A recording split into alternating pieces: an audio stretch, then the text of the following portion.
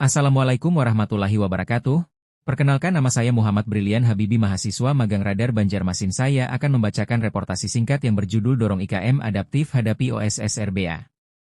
Wali Kota Banjarmasin, H. Muhammad Yamin HR membuka secara resmi sosialisasi perizinan berusaha secara online berbasis risiko alias Online Single Submission Risk-Based Approach, OSSRBA, sektor perindustrian, di Ballroom Hotel Arya Barito, Senin 20 Oktober.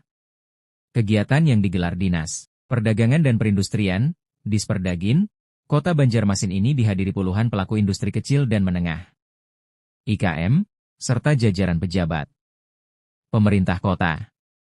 Yamin menyampaikan apresiasi kepada seluruh pihak yang aktif mendukung penyelenggaraan sosialisasi tersebut. Ia menilai penerapan OSSRBA sesuai Peraturan Pemerintah Nomor 28 Tahun 2025. Ini merupakan langkah besar dalam reformasi pelayanan publik dan penyederhanaan izin usaha.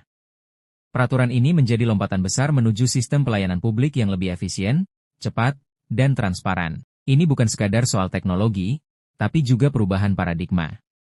Dari birokratis menjadi solutif, dari manual menjadi digital, tegas Yamin. Wassalamualaikum warahmatullahi wabarakatuh.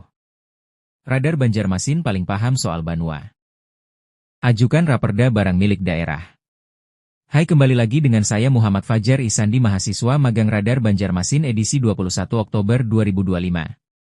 Kandangan Pemerintah Kabupaten Hulu Sungai Selatan, Pemkab HSS, mengajukan rancangan peraturan daerah, raperda, tentang pengelolaan barang milik daerah dalam rapat paripurna yang dipimpin Ketua DPRD HSS H. Ahmad Fahmi, Senin 20 Oktober. Bupati HSS Syafruddin Nur mengatakan, barang milik daerah merupakan unsur penting dalam mendukung operasional pemerintahan dan pelayanan publik. Barang milik daerah harus dikelola dengan baik agar pengelolaan menjadi transparan, efisien, akuntabel, dan memiliki kepastian hukum, ujarnya. Ia menekankan pentingnya paradigma baru pengelolaan aset yang profesional. Menurutnya, aset pemerintah tidak hanya mencakup yang dikuasai langsung, tetapi juga aset pihak lain yang berada di bawah tanggung jawab daerah. Jika tidak dikelola baik, aset justru bisa menjadi beban keuangan daerah, tegasnya. Raperda ini diharapkan menjadi dasar hukum bagi penataan aset secara tertib dan efisien, sekaligus mendorong penerapan good governance di lingkungan Pemkab HSS. Ketua DPRD HSS H. Ahmad Fahmi menambahkan, pembahasan raperda akan dilanjutkan pada rapat berikutnya. Mudah-mudahan nanti sesuai harapan, sehingga aset daerah bisa terdata lebih baik. Kedepan bahkan bisa diakses melalui aplikasi, ujarnya. Sekian, terima kasih. Satgas MBG rumuskan pedoman kerja awal. Kembali lagi dengan saya Panji Galiwinoto, mahasiswa magang Radar Banjarmasin 21 Oktober 2025. Pelai hari, Satgas Monitoring Program Makanan Bergizi Gratis, MBG, Kabupaten Tanah Laut menggelar rapat koordinasi perdana di Aula Pencerahan Bappridatala, Kamis 16 Oktober kemarin. Rapat ini menjadi langkah awal menyatukan langkah seluruh unsur yang terlibat dalam memastikan program nasional tersebut berjalan efektif dan tepat sasaran.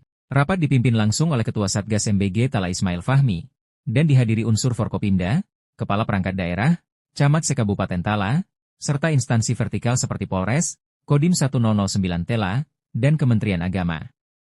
Ismail Fahmi menekankan pentingnya rapat ini sebagai sarana menyamakan persepsi dan memperjelas peran masing-masing anggota Satgas. Sejak SK Satgas disahkan, kita belum pernah bertatap muka langsung. Hari ini, kita berdiskusi untuk memperjelas ranah dan kewenangan Satgas dalam pengawasan program MBG di daerah, ujarnya. Ia juga menyoroti perlunya pedoman kerja yang jelas agar pengawasan di lapangan lebih efektif. Kita perlu tahu sejauh mana kewenangan Satgas, apakah menyangkut perizinan, operasional, atau sebatas pengawasan.